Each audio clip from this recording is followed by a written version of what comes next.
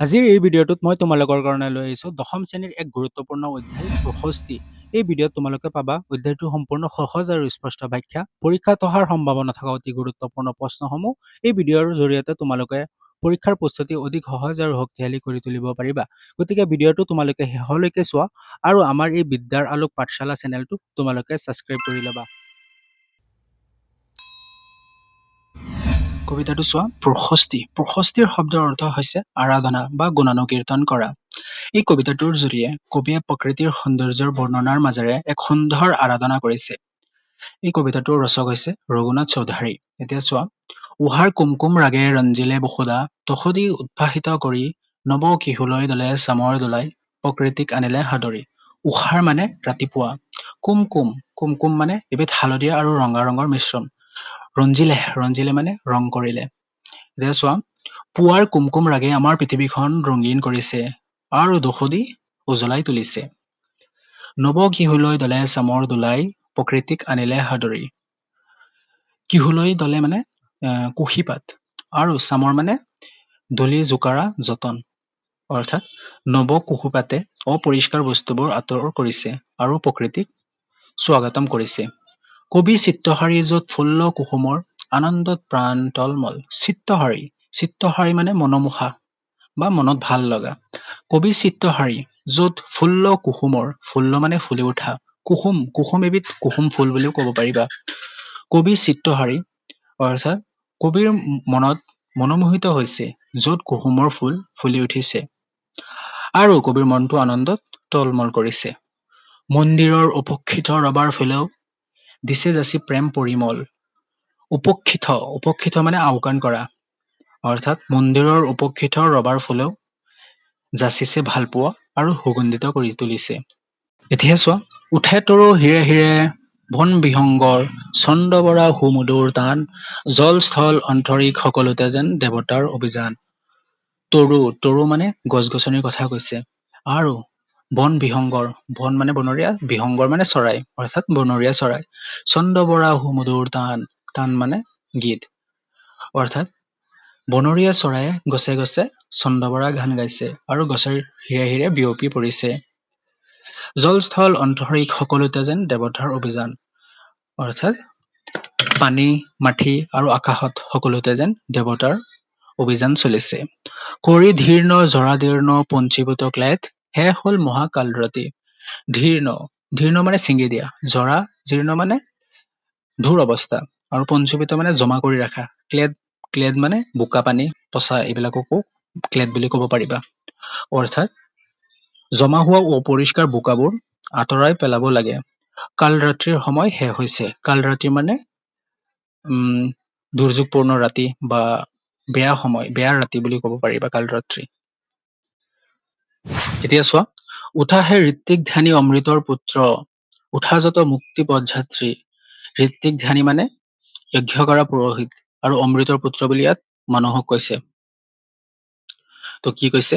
হে ঋত্বিক ধ্যানী অমৃতৰ পুত্ৰ, উঠা, মুক্তিৰ পথ বিচাৰিছা যদি উঠা। পিছত চোৱা।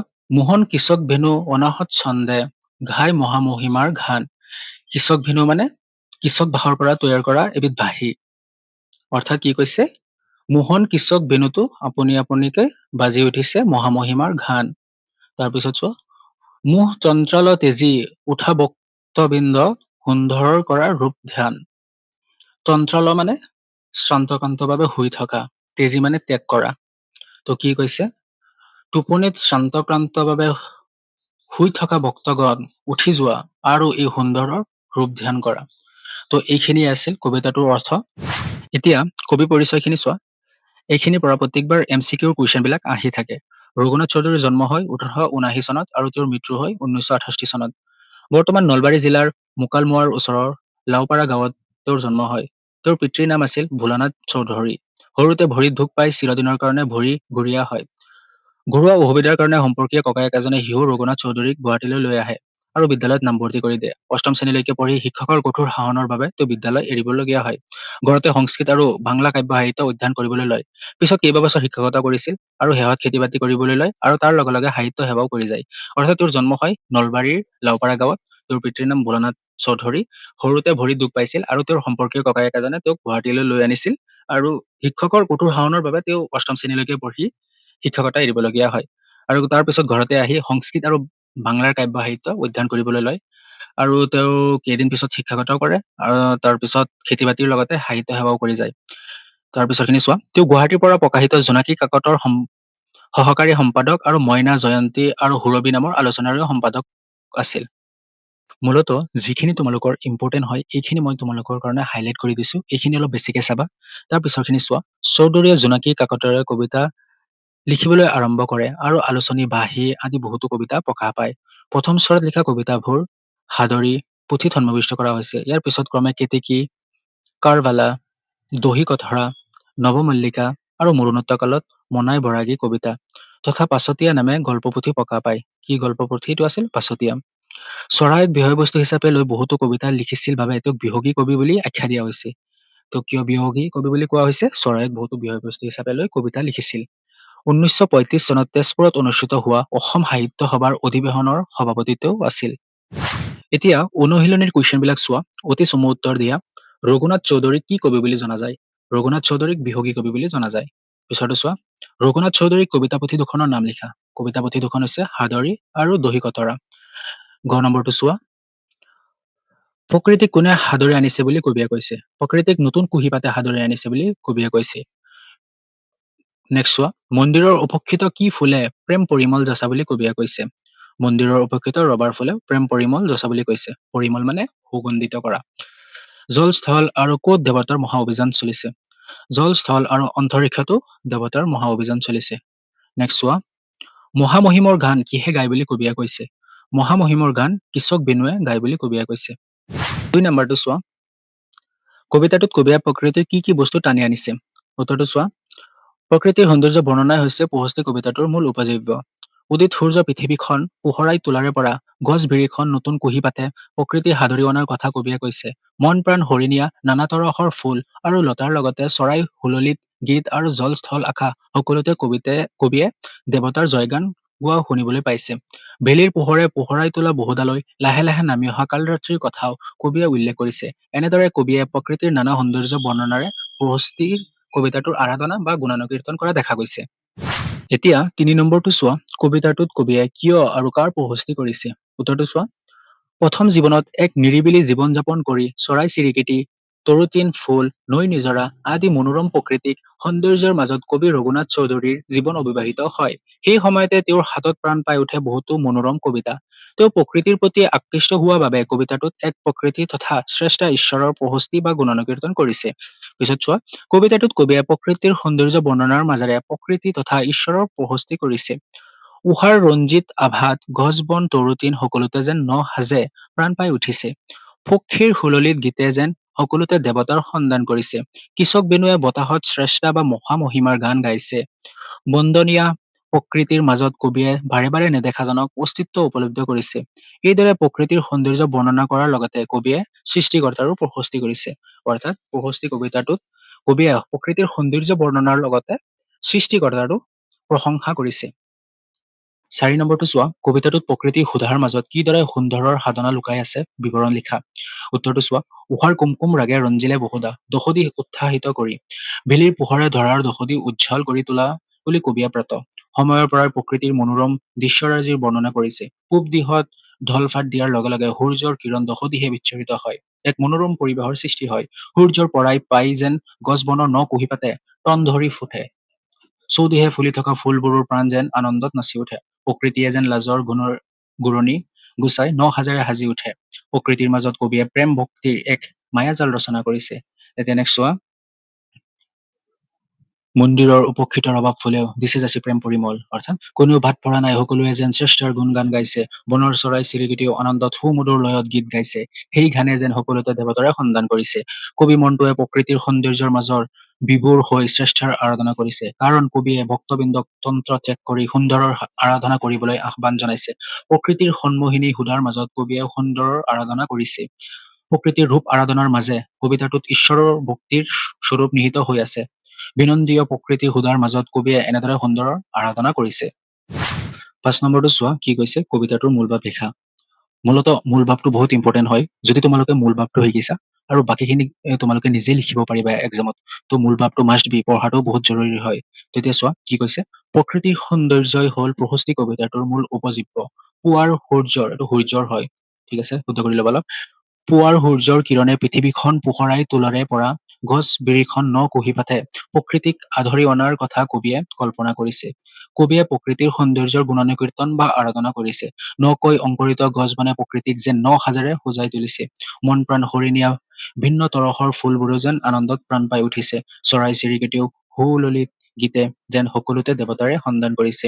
কৃষক বেণুৱে যেন উলাহতে বতাহৰ শ্ৰেষ্ঠাৰ গান গাইছে। বনৰ গছ বিৰিখ চৰাই চিৰিকটি সকলোৱে মিলি জল স্থল আকাশ সকলোতে যেন দেৱতাৰে সন্ধান কৰিছে। প্ৰকৃতাৰ্থ কবিয়ে সৃষ্টিৰ আৰাৰ শ্ৰেষ্ঠকহে আৰাধনা কৰিছে। সেয়েহে কবিয়ে ভক্তগণৰ কাল ৰাত্ৰিৰ অন্তত মুক্তিৰ ভাত বিচাৰিবলৈ আহ্বান জনাইছে। মুক্তিৰ পথত যাত্ৰীসকলে তন্ত্ৰ ত্যাগ কৰি সুন্দৰৰ, তাৰপিছত চোৱা, সুন্দৰৰ ধ্যান কৰিবলৈ কবিতাটিত আহ্বান জনাইছে। প্ৰকৃতিৰ সন্মোহিনী সুধাৰ মাজত কবিয়ে বাৰে বাৰে নেদেখাজনক অস্তিত্ব দেখিবলৈ পাইছে। পিছত চোৱা, প্ৰকৃতিৰ ৰূপ আৰাধনাৰ মাজত ঈশ্বৰৰ ভক্তিস্বৰূপ কবিতাটোত প্ৰকাশ পাইছে। প্ৰকৃতাৰ্থক প্ৰকৃতিৰ ৰূপ লাৱণ্যৰ মাজত সৃষ্টিকৰ্তাৰ প্ৰতি থকা অপৰিসীম ভক্তি কবিতাটোত প্ৰকাশ পাইছে। সেয়েহে কবিয়ে কবিতাটোত প্ৰকৃতিৰ সৌন্দৰ্যৰ ৰূপ আৰাধনাৰ জৰিয়তে সৃষ্টিকৰ্তাৰ প্ৰশস্তি কৰিছে। তো এইটো কবিতাটোৰ মূল ভাৱ হয়, তোমালোকে মাষ্ট বি এইটো পঢ়াটো বহুত জৰুৰী হয়। 6 নম্বৰটো চোৱা, উঠা হে ঋত্বিক ধ্যানী অমৃতৰ পুত্ৰ, উঠা য'ত মুক্তি পথযাত্ৰী। অৰ্থাৎ কবিয়ে কৈছে যে, মানুহক কৈছে যে যদি তোমালোকে মুক্তিৰ পথ বিচাৰিব খোজা তেন্তে উঠা। কবিয়ে কিয় এনেধৰণে আহ্বান জনাইছে বুজাই লিখা। চোৱা উত্তৰটো কি কৈছে, বিনন্দীয় প্ৰকৃতিৰ অনুপম সৌন্দৰ্য ৰাশি পান কৰিবলৈ পোৱাটো মানুহৰ পৰম ভাগ্য। চৰাই চিৰিকটিও তৰুতীন সকলোৱে যেন বতাহৰ শ্ৰেষ্ঠাৰ গুণ গোৱা কবিয়ে শুনিবলৈ পাইছে। প্ৰকৃতিৰ সন্মোহিনী সুধাৰ মাজত কবিয়ে বাৰে বাৰে নেদেখাজনৰ অস্তিত্ব দেখিবলৈ পাইছে। কবিয়ে অমৃতৰ সন্তান মানুহক কাল ৰাত্ৰিৰ শেষত মুক্তিৰ বাট বিচাৰিবলৈ আহ্বান জনাইছে। কবিতাটোত ঈশ্বৰৰ ভক্তি স্বৰূপ নিহিত হৈ আছে। কবিয়ে সুন্দৰৰ আৰাধনাৰ মাজত শ্ৰেষ্ঠাৰ আৰাধনা কৰিছে। ঈশ্বৰেহে আমাক মুক্তিৰ ভাট মোকলাই দিব। সেয়েহে কবিয়ে মুক্তিৰ পথত যাত্ৰী ভক্তবৃন্দক ঈশ্বৰৰ ওচৰত মুক্তিৰ ভাট বিচাৰিবলৈ আহ্বান জনাইছে। তো 7 নম্বৰটো চোৱা কি কৈছে, ধ্যান কৰিবলৈ কবিয়ে ভক্তবৃন্দক কিয় আহ্বান জনাইছে বুজাই লিখা। অৰ্থাৎ এই পুৱাৰ প্ৰকৃতিৰ সুন্দৰ পৃথিৱীখনক চাবৰ কাৰণে কবিয়ে ভক্তসকলক কিয় আহ্বান জনাইছে এইটো বুজাই লিখিব কৈছে। তো উত্তৰটো চোৱা, প্ৰকৃতিৰ অনাবিল সৌন্দৰ্য কবিয়ে প্ৰাণ ভৰি উপভোগ কৰিছে। সেই সৌন্দৰ্যৰ মাজত কবিয়ে শ্ৰেষ্ঠাৰ প্ৰস্তুতি বা গুণগান কৰিছে। গছৰ বন চৰাই চিৰিকটি সকলোৱে যেন দেৱতাৰে সন্ধান কৰিছে। কৃষক বেণুৱে বতাহত মহামহিম ঈশ্বৰৰ গুণগান গাইছে। এনে অনুপম সৌন্দৰ্য ৰাশিক উপভোগ কৰি সুন্দৰৰ ধ্যান কৰিবলৈ ভক্তবৃন্দক কবিয়ে আহ্বান জনাইছে। তন্ত্ৰ ত্যাগ কৰি সুন্দৰৰ ৰূপ ধ্যান কৰিলেহে সৃষ্টিৰ আঁৰত শ্ৰেষ্ঠাক উপলব্ধি কৰিব পাৰিম। প্ৰকৃতিৰ ৰূপ আৰাধনাৰ মাজত সৃষ্টিকৰ্তাৰ সন্ধান কবিয়ে কৰিছে। সেয়েহে কবিয়ে ভক্তবৃন্দক সুন্দৰৰ ৰূপ ধ্যান কৰিবলৈ আহ্বান জনাইছে। 8 নম্বৰত চোৱা, ব্যাখ্যা কৰা আছে। ব্যাখ্যা কৰাখিনি প্ৰত্যেকবাৰ এটা নহয় এটা ব্যাখ্যা কৰা কুৱেশ্যন বিলাক এক্সামত আহি থাকে। তো তোমালোকে ব্যাখ্যা কৰাখিনি ভিডিঅ'টো প'ষ্ট কৰি লিখি ল'বা বহীত ধুনীয়াকে। ঘ নম্বৰটো লিখি ল'বা আৰু ঘ নম্বৰটো লিখি ল'বা। তাৰপিছত কি দিয়া আছে তোমালোকৰ, কিহলয় মানে কুঁহিপাত, গজালি কুহ, চিত্তহাৰী মানে মন প্ৰাণ হৰিণীয়া, অন্তৰিক্ষ মানে আশা, তন্ত্ৰাল মানে শ্ৰান্ত বাবে। 2 নম্বৰটো চোৱা, বাক্য ৰচনাখিনি চোৱা কি আছে, দশদী মানে দহটা দি। পুৱাৰ সূৰ্যৰ কিৰণে দশদী পোহৰাই প্ৰকৃতিক মোহনীয় কৰি তোলে। উপকৃত মানে আওকাণ কৰা। ৰবাব ফুলৰ দৰে মদাৰ ফুলেও মন্দিৰত উপক্ষিত। জৰাজীৰ্ণ মানে দূৰ অৱস্থা, বেয়া অৱস্থা। ঘৰটো বহু বছৰ ধৰি জৰাজীৰ্ণ হৈ পৰি আছে। পিছত চোৱা অমৃত। কবিতাটোত কবিয়ে মানুহক অমৃতৰ সন্তান বুলি অভিহিত কৰিছে। পিছত চোৱা মোহ। সংসাৰৰ প্ৰতি প্ৰত্যেকৰে মোহ আছে। তাৰপিছত কি কৈছে, তাৰপিছত আছে 3 নম্বৰ সমাৰ্থক শব্দ তৰু মানে বৃক্ষ। মুক্তি মানে মোক্ষ। সুমধুৰ মানে শুৱলা। অভিযান মানে পৰিভ্ৰমণ। ধ্যানী মানে তো আজিলৈ ইমানখিনিয়ে আছিল। তোমালোকক মই নেক্সট ভিডিঅ'ত লগ পাম।